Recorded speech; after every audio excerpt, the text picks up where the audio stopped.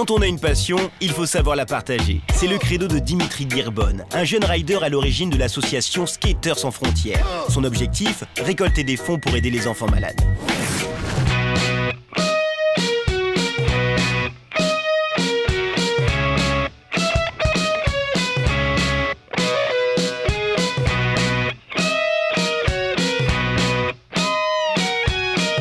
Donc, je m'appelle Dimitri Dirbonne, j'ai 20 ans.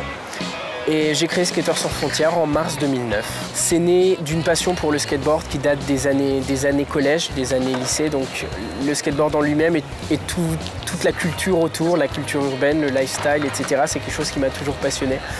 L'objectif, la mission de Skateurs sans frontières, c'est d'aider des causes qui nous tiennent à cœur. Plus particulièrement les enfants malades. On a beaucoup œuvré justement pour les enfants hospitalisés. Donc c'est allier la passion pour le skateboard et la volonté d'aider les gens en un tout. Et ce tout, c'est tout simplement rallier des villes, faire des longues distances en skateboard, parcourir des longues distances. On est déjà parti pour Petit Prince, qui est une association parisienne et qui réalise les rêves des enfants hospitalisés. Pour les sinistrés d'Haïti aussi, pour aider la Croix-Rouge dans la récolte des dons. Et plus récemment, donc en décembre 2010, tournée des hôpitaux de la région Lorraine pour déposer des cadeaux aux enfants malades.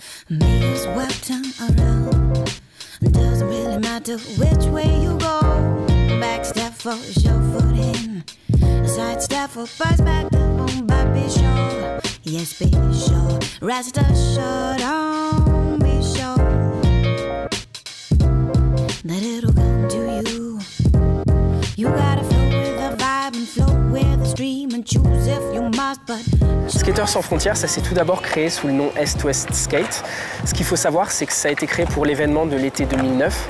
Qui consistait à rallier la ville de Verdun à la ville de Nantes. Et ça devait être une association éphémère qui se limiterait justement à cet événement. Mais les 2 premiers jours, je me rappelle, le 2e jour sur la planche, je me suis dit c'est pas possible, il faut à tout prix continuer, je m'arrêterai pas à cet événement-là, on va pérenniser la chose. Le nom Skateurs sans frontières, il est venu un peu plus tard. C'est suite à un article de journal, le premier vrai article de journal sur Skateurs sans frontières, qui avait été baptisé Skateurs sans frontières.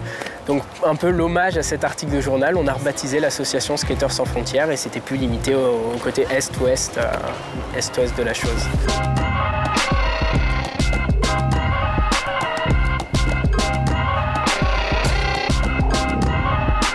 Dans l'association, on est un petit bureau, on est 3 personnes, c'est vraiment tout petit, c'est pas une association à membres, ça nous sert vraiment comme statut pour pouvoir mettre en place nos projets. Donc il y a Xavier, qui est chauffeur de l'association, qui est logisticien, enfin c'est un peu notre maman en fait, c'est un peu la maman pendant les événements. Et il y a Marine Bacot qui est photographe, qui nous suit sur les différents événements. Mais à côté de ça, c'est vrai qu'on a beaucoup de bénévoles qui aident justement, on organise des soirées de bienfaisance, des concerts, etc. Donc on a une petite armée de bénévoles, photographes, vidéastes, vigiles, qui nous aident tout simplement à ce que tout se passe dans les meilleures conditions et voilà.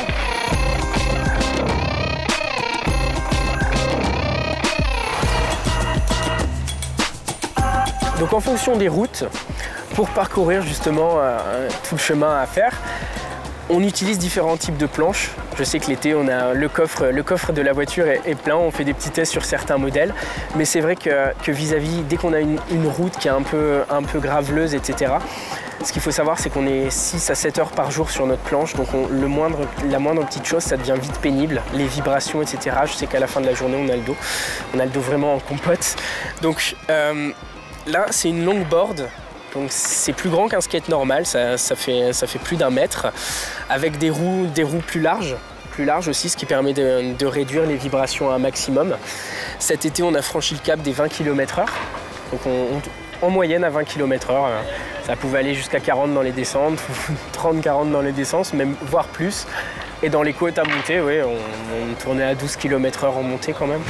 Donc depuis peu, pour l'équipement, donc on est soutenu par une marque internationale donc de longboard et de skateboard, donc qui nous met à disposition l'équipement pour pouvoir faire les événements, les mener à bien tout simplement. Ce que j'aime beaucoup, donc c'est l'été, donc pendant nos événements, enfin l'été, je dis l'été, on a aussi fait des événements en hiver, d'arriver le soir après une journée complète de skateboard, avoir le corps complètement cassé, le dos en compote, les jambes qui répondent plus très bien, et d'arriver sur internet et de voir tous les messages d'encouragement.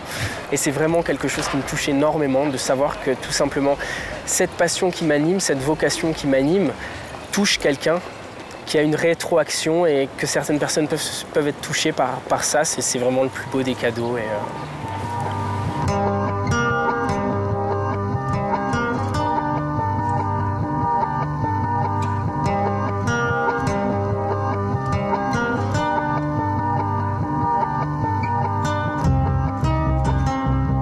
Skateurs sans frontières, en fait, on est ouvert à toute proposition. On est constamment en recherche, on est contacté, donc ça peut être par des photographes, par des gens qui habitent à droite à gauche en France, qui nous disent bah, écoute, nous ça nous plaît ce que tu fais, ça te plaît Skateurs sans frontières. Comment est-ce qu'on peut faire pour vous aider justement dans notre ville? Toutes les coordonnées de l'association sont disponibles sur le site internet skateursansfrontières.com ou sur la page Facebook, facebook.com/skateurs sans frontières tout attaché.